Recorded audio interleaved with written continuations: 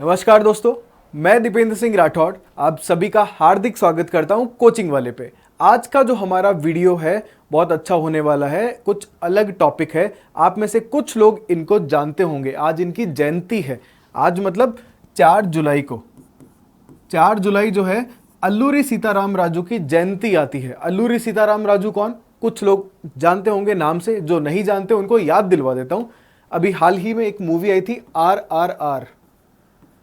उस मूवी में जो लीड रोल में थे, खैर ये रामचरण है, एक्चुअली मूवी किसके ऊपर थी?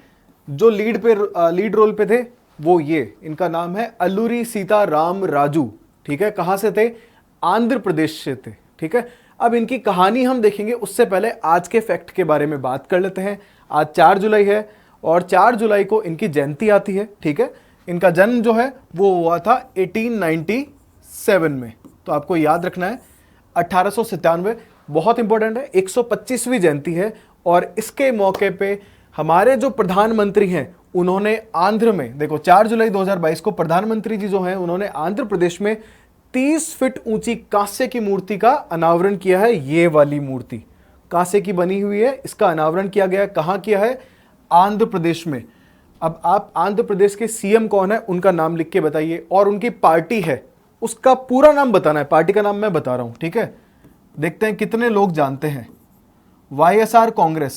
ठीक है, YSR कांग्रेस जो है इनकी पूरी नाम है पार्टी का। आपको बताना है पूरा नाम क्या है। मैंने अपने एक वीडियो में बताया, अगर आपने मेरा पिछला वीडियो देखा है राष्ट्रपति वाला, द्रौपदी मुर्मू और यशवंत सिन्हा की दावेदारी में से कौन स्ट्रांग लग रहा है, उसमें मैंने पूरा नाम बताया है। अगर देखते हैं कितने लोग देखते हैं आप में से मेरे वीडियोस। ओके, तो चलो, और एक और फैक्ट है इनसे जुड़ा हुआ। 1986 में इनका एक डाक टिकट भी जारी किया गया था। ओके, अब ये तो था आज इनके बारे में थोड़ा फैक्ट। अब बात करते हैं इनकी पास्ट स्टोरी के बारे में। ये कैसे फेमस हुए और इन्होंने क्या क्या किया, इंडियन फ्रीडम स्ट्रगल में इनका क्या रोल रहा। ठीक है, तो मूवी में आप सबने देखा था कि ये एक पुलिस ऑफिसर थे, हथियार इकट्ठा करना चाह रहे थे, इसलिए इन्होंने पुलिस ज्वाइन किया। बाद में ये लास्ट में काफ़ी लंबा रोल है। लास्ट में आप देखते हो कि खूब सारे हथियार लेके अपने गांव जाते हैं, गांव वाले वेट कर रहे थे। एक्चुअली ऐसी कहानी नहीं है। डायरेक्टर जो मूवी बनाते हैं उसमें वो थोड़ा मसाला डालते हैं ताकि लोगों को पसंद आए। हालांकि राजमौली जी ने जो मूवी बनाई वो बहुत ही अच्छी बनाई है, हम सबको पता है। उन्होंने क्रांतिकारियों को बहुत अच्छे, मतलब कोई सोच नहीं सकता था कि क्रांतिकारी मूवीज़ भी इतनी अच्छी बन सकती है। उन्होंने बहुत अच्छे तरीके से बनाई है, कहीं कोई बुराई नहीं कर सकता मूवी की। तो हम बात करते हैं असली कहानी के बारे में। देखो भाई, आज का जो आंध्र प्रदेश है, आज के आंध्र प्रदेश में एक विशाखापट्टनम जो जिला है वहां पे एक जगह है, पांडरंग गांव का नाम है ये। यहां इनका जन्म हुआ था। किसका? अल्लूरी सीताराम राजू का 1897 में। 1897 में इनका जन्म हुआ था। फादर इनके फोटोग्राफर थे, ऐसा बोला जाता है। तो अलग अलग जगह पे इनका रहना होता था। तो शुरुआती जो इनके स्कूल है, स्कूलिंग 1906 से इन्होंने स्टार्ट करी। 1906 में जो शुरुआती स्कूल जो है वो गए भीमावरन करके एक जगह है, भीमावरन में। वहाँ उन्होंने हाई स्कूल ज्वाइन करी। मिशनरीज की स्कूल थी, है ना, क्रिश्चियन मिशनरीज होते हैं ना, उनकी स्कूल थी। तो शुरुआती स्कूलिंग वहीं से हुई। उसके बाद में मैंने बताया आपको, लाइक फादर अलग अलग जगह गए उनके, तो कुछ अलग अलग जगह पे इनका पालन पोषण हुआ और आगे की पढ़ाई भी हुई। धीरे धीरे थोड़े राष्ट्रवादी लोगों से मिलने लगे, जुलने लगे। तो मैं आपको शॉर्ट में बताने की कोशिश कर रहा हूँ ये पूरी कहानी। तो धीरे धीरे इनके अंदर राष्ट्रवाद का विकास हुआ, कांग्रेस से जुड़ने लगे। ऐसा बोला जाता है कि 1916 में, 1916 में, आप सबको पता होगा 1916 में लखनऊ अधिवेशन हुआ था। उस लखनऊ अधिवेशन में इन्होंने भाग लिया था। लखनऊ अधिवेशन क्यों फेमस है? लखनऊ अधिवेशन के अंदर जो कांग्रेस टूट गई थी दो भागों में, एक तरफ एक्सट्रीमिस्ट थे, एक तरफ हमारे जो मॉडरेट्स थे वो थे। इन दोनों का वापस से विलय जो है वो हो गया था 1916 में। ये एक हो गई थी कांग्रेस। कब? 1916 में। तो कहते हैं कि भाई 1916 का जो अधिवेशन था उसमें इन्होंने पार्ट लिया था और कांग्रेस के विचारों से काफी प्रेरित थे ये शुरुआती दिनों में। बाद में थोड़ा सा बदल जाएंगे ये, ठीक है। यहां से इन्होंने उत्तर का दौरा किया था, लाइक बनारस भी गए थे ये, उज्जैन गए थे, अमृतसर गए थे। यहीं इन्होंने संस्कृत भी सीखी थी। हालांकि ये दक्षिण के एरिया से आते हैं लेकिन संस्कृत वहां नहीं आ सकती थी इनको, तो उत्तर में इन्होंने संस्कृत भी सीखी थी। कुछ टाइम बिताया था इन्होंने उधर। इस समय वो लगभग 18-19 साल के रहे होंगे, ठीक है। संस्कृत, उसके अलावा मार्शल आर्ट इन्होंने सीखा था, ठीक है। किताबें लिखने और पढ़ने का बहुत शौक था, ये तो आपने मूवी में भी देखा होगा। तो मार्शल आर्ट भी इन्होंने यहीं से सीखा था, ओके। उसके बाद जो है ये वापस अपने गांव की तरफ गए, फिर एक बार इन्होंने दौरा किया था उत्तर का, और आयुर्वेद के बारे में भी इन्होंने सीखा था, ठीक है। एक तरह से ये कह सकते हो आप कि आजकल तो डॉक्टर्स बड़े पॉपुलर हैं, उस टाइम पे आयुर्वेद वाले वैद्य जो है ना वो बहुत पॉपुलर होता था। तो ये वापस अपने एरिया में पहुंच गए, और एरिया का नाम क्या था? आंध्र में। आंध्र में एक पहाड़ियां हैं, गुडेम पहाड़ियां। आई होप आप में से किसी ने नाम सुना हो, 10th क्लास की एनसीईआरटी में इनका जिक्र आता है। गुडेम पहाड़ियां जो है, यहां ये रहते थे, और मन्यम करके क्षेत्र है, मन्यम मतलब जहां आदिवासी रहते हैं, मन्यम क्षेत्र में, यहां लिख रहा हूं मैं, मन्यम क्षेत्र। उस मन्यम क्षेत्र में इन्होंने काम करना शुरू किया। किन लोगों के बीच रहते थे? आदिवासियों के बीच। तो अपने आयुर्वेद के ज्ञान के कारण और मार्शल आर्ट के कारण ये धीरे धीरे फेमस हो गए। कुछ 30-40 लोग इनसे जुड़ते गए, और इन्होंने सबसे पहला काम जो किया वो शुरुआत की, इन्होंने शराबबंदी कराई। इन्होंने बोला कि भाई आदिवासी एरियाज में क्या होता है ना कि शराब बहुत पी जाती है, सुबह उठते ही शराब का सेवन शुरू हो जाता है। शराब मतलब आज के फॉर्म वाली नहीं, नशा। आपने सुना होगा ताड़ी के पेड़ में कट लगा दिया जाता है रात में, और पूरा रस जो है रात भर टपक टपक के इकट्ठा हो जाता है, और सुबह उठ के जो आदिवासी क्षेत्र के लोग होते हैं वो उसे कंज्यूम कर लेते हैं। तो इन्होंने शराब के अगेंस्ट में पूरा एक काम करना शुरू किया। धीरे धीरे लोगों से जुड़ते गए, और ये टोली जो है ये बड़ी होती गई।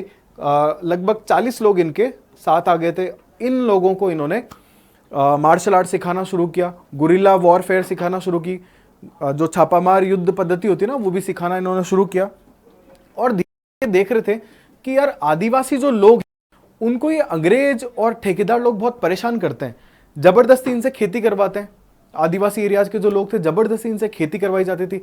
कौन सी? वो फसलें जो उनको, अंग्रेजों को या ठेकेदारों को लाभ दे सके, उन फसलों की जबरदस्ती खेती करवाई जाती।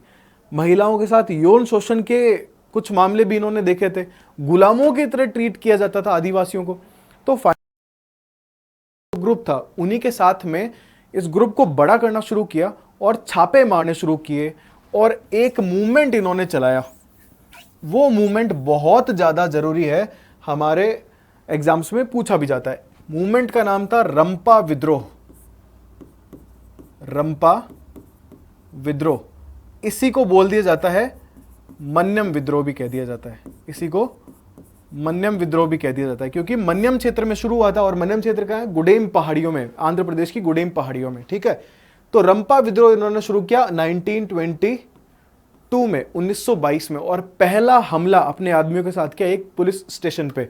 और ये अपनी खुद की डायरी में लिखते हैं कि हमने कुछ 5 बंदूकें, लगभग 350-400 कारतूस, और इतने हमारे वहां से हाथ लगे। इस तरह अलग अलग विवरण है इनकी डायरीज में। और यहां से ये थोड़ा फेमस होना शुरू हो गए, क्योंकि जितनी बार लड़ाइयां हुई, ये हर बार जीते हैं। अंग्रेजों को मुंह की खानी पड़ी, और पूरे गुडेम पहाड़ियों में सबसे बड़ा लीडर उस टाइम पे कोई हो गया था, लोकनायक कोई बन गया था, तो वो थे अल्लूरी सीताराम राजू। बहुत फेमस हो गए। देखते ही देखते लोगों का जो ग्रुप है इनको ज्वाइन करने लगा, और एक टाइम तक ये लगभग 400 लोगों के ग्रुप को लीड कर रहे थे। और वो लोग कौन थे? सारे के सारे योद्धा, जिनको इन्होंने सिखाया था मार्शल आर्ट के कई फॉर्म्स, गुरिल्ला वॉरफेयर, हथियार चलाना, बहुत कुछ ये सिखाते थे उनको, ठीक है। विद्रोह जो है वो 1922 से लेके 24 तक कंटिन्यू रहेगा। अंग्रेजी सरकार काफी परेशान हो गई, पकड़ने की बहुत कोशिश की, लेकिन नहीं पकड़ में आए। फाइनली अंग्रेजों ने एक फरमान निकाला और बोला कि अगर अल्लूरी सीताराम राजू ने सरेंडर नहीं किया तो हम मन्यम क्षेत्र में रहने वाले जो आदिवासी लोग हैं इनका सामूहिक नरसंहार करेंगे, सबको मारा जाएगा। और वहां पे शोषण की शुरुआत हुई, लोगों को मारा जाने लगा। और ये देख के सीताराम राजू जो हैं वो रोक नहीं पाए खुद को, और इन्होंने घोषणा की अंग्रेजों को कि भाई मैं सरेंडर करता हूं। फाइनली इनका सरेंडर हुआ, लेकिन गद्दारी दिखाई अंग्रेजों ने। जहां इनका सरेंडर हुआ था, एक पेड़ पे इनको बांध के वहीं पे इनको गोलियां मार दी गई बहुत सारी, और इस तरीके से इनका एंड होता है। तो ज्यादा इंपॉर्टेंट जो चीज थी वो थी रंपा विद्रोह, 1922 से लेके 1924 तक का। तो मूवी में दिखाया है कि अपने गांव पहुंचते हैं और वो सब लेकिन वो ठीक है, स्टोरी नरेट करिए बहुत अच्छी तरीके से उन्होंने, हमारे क्रांतिकारियों की वैल्यू ही बढ़ती है उससे लाइफ में। लेकिन ये जो मैंने आपको बताई है ये असली कहानी थी, ठीक है। इसके बाद बहुत सारे लोग जानते हैं इनको, साउथ में तो काफ़ी सारे लोग जानते हैं, यहाँ नहीं जानते। इसके बाद रंपा विद्रोह खत्म हो जाएगा और काफ़ी हद तक अंग्रेज वापस से उस एरिया को कैप्चर कर लेंगे, ठीक है जी। और ये उनकी फाइनल फोटो है डेथ के टाइम की, 1924 में इनकी डेथ हुई थी, ठीक है जी। और ये मूवी में जो रामचरण का आपने अवतार देखा है, राम जी की तरह दिख रहे हैं, ये वाला अवतार इन्होंने गुडेम पहाड़ियों में ही बनाया था। शुरुआत में ये ऐसे नहीं रहते थे, बाद में जब ये आदिवासियों के साथ रहने लगे, बाद में इन्होंने ये धारण किया था। और एक कहावत बहुत कुछ लोग कहते थे 1922 से लेके 24 तक, जब तक अंग्रेज इनको पकड़ नहीं पाए थे, पकड़ तो खैर कभी भी नहीं पाए थे, फाइनली इन्होंने सरेंडर किया था, ऐसा माना जाता था कि अल्लूरी सीताराम राजू जो हैं उनको कोई गोली छू भी नहीं सकती है। ये भगवान के ही रूप है, इस तरीके की बातें कि इनको गोलियां वगैरह नहीं मार सकती, क्योंकि कोई अंग्रेज इनको हरा ही नहीं पाया था, हर बार अंग्रेजों को मुंह की खानी पड़ी थी। तो कुछ इस तरीके के थे हमारे अल्लूरी सीताराम राजू। उनको मन्यम क्षेत्र में बहादुरी से लड़े, इसलिए आपको मन्यम वीरडू भी कहा हुआ मिल जाएगा। ये इनको तेलुगु में कहा जाता है, मन्यम वीरडू तेलुगु में कहा गया, ठीक है जी। तो ये सब था हमारे क्रांतिकारियों में से एक अल्लूरी सीताराम राजू के बारे में। शुरुआती दौर में ये कांग्रेस से जुड़े हुए थे, लेकिन बाद में गांधी जी के कहा जाता है कि शुरुआती दौर में गांधी जी के सिद्धांतों पे चलते थे, लेकिन बाद में इन्होंने देखा कि जो सामने वाले हैं वो लायक नहीं है गांधी जी के सिद्धांतों को मानने के, तो इन्होंने रास्ता अपनाया सुभाष चंद्र बोस वाला, ठीक है जी। तो ये था हमारा आज के वीडियो में। जल्दी मिलते हैं अगले वीडियो के साथ में। अगर मेरे वीडियोस आपको पसंद आते हैं तो शेयर करना बिल्कुल ना भूलें। धन्यवाद। जय हिंद, जय भारत।